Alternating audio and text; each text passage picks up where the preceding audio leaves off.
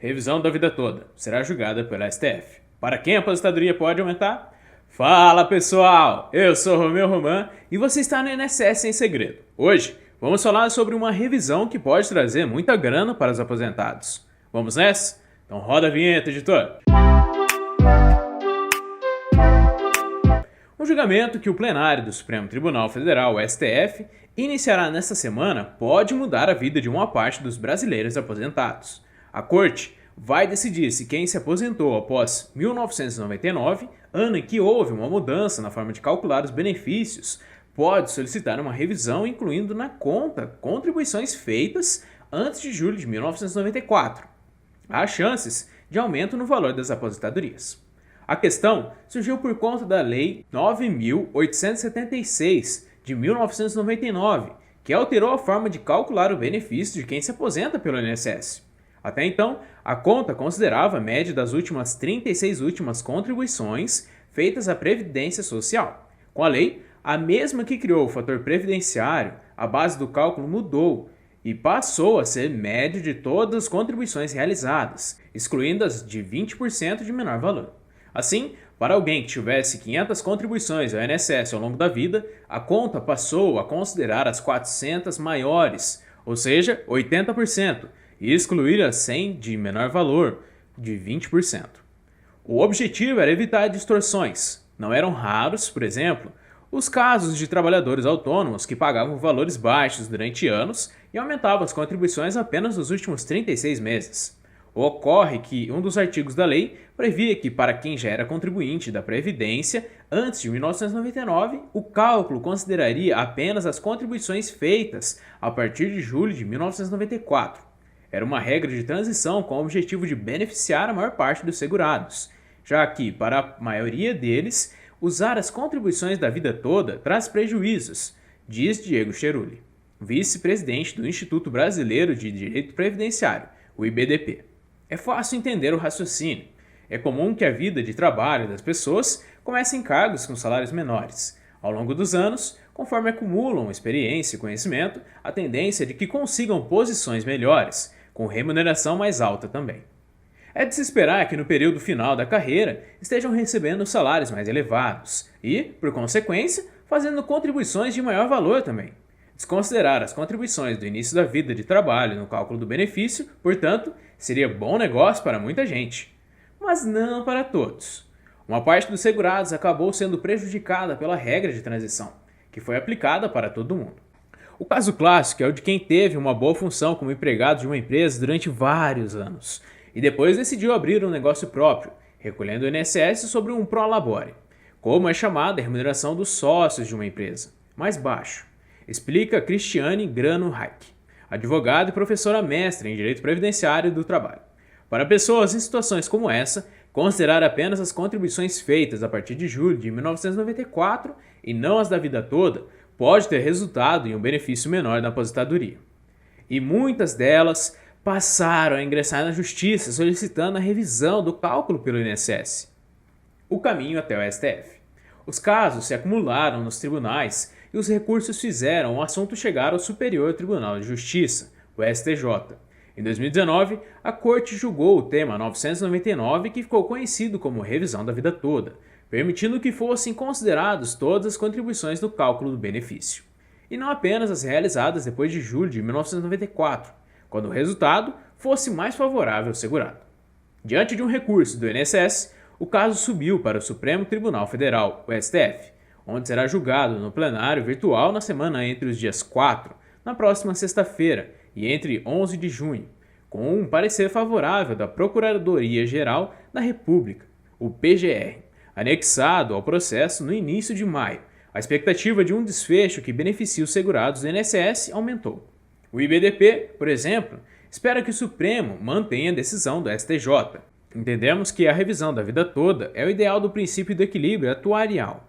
Não é correto o INSS ganhar por conceder um benefício menor para segurados, que contribuíram atuarialmente com mais, utilizando uma regra criada para beneficiar em desfavor daqueles que custearam um valor maior para sua aposentadoria, diz Cheruli.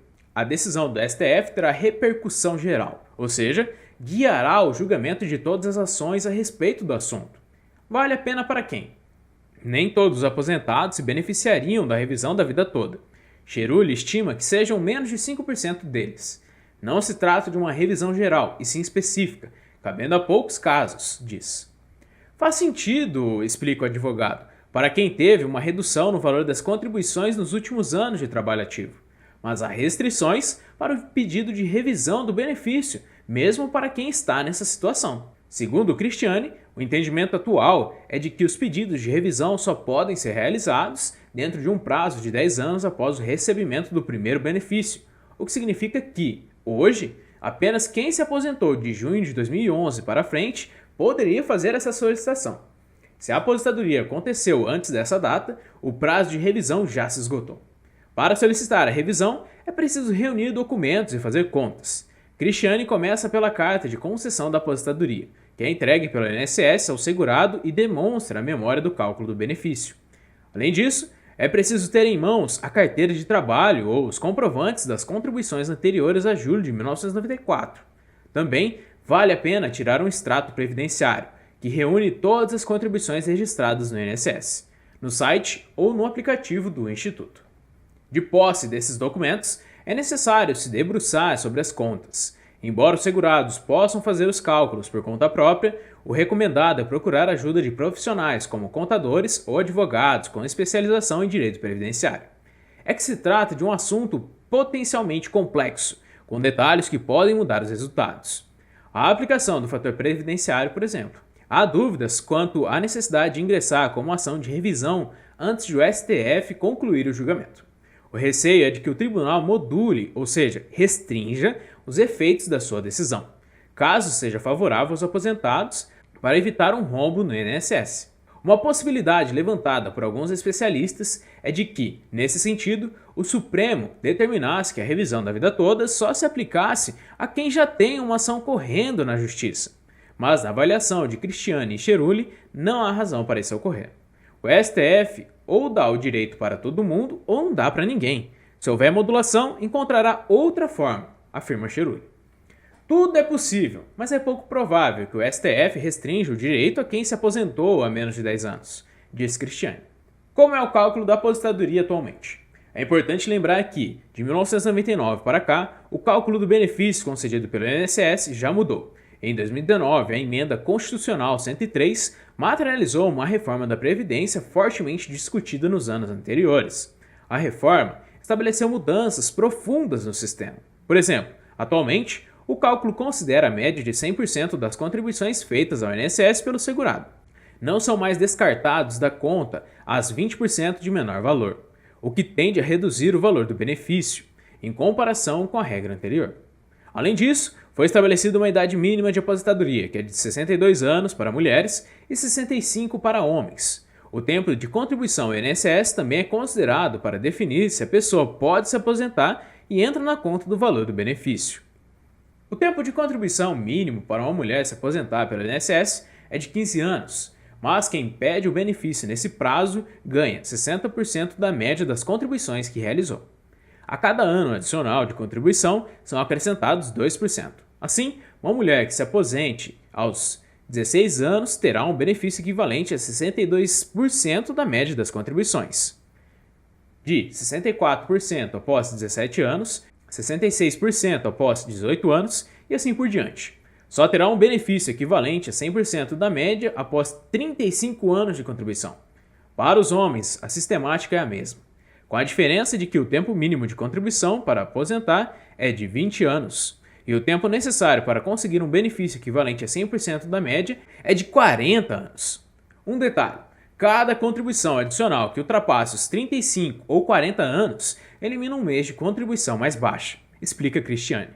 Isso beneficia quem continua trabalhando ou contribuindo, mesmo após alcançar o tempo necessário para conquistar um benefício equivalente a 100% da média das contribuições. Na visão de Cristiane, mesmo que a decisão do STF seja favorável à revisão da vida toda, é possível que quem se aposentou depois de 2019 não consiga as contribuições anteriores a julho de 1994 na conta. Isso porque essas pessoas se aposentaram ou vão se aposentar segundo o que a emenda constitucional estabeleceu, e não mais pela regra da Lei 9.876 de 1999 diz.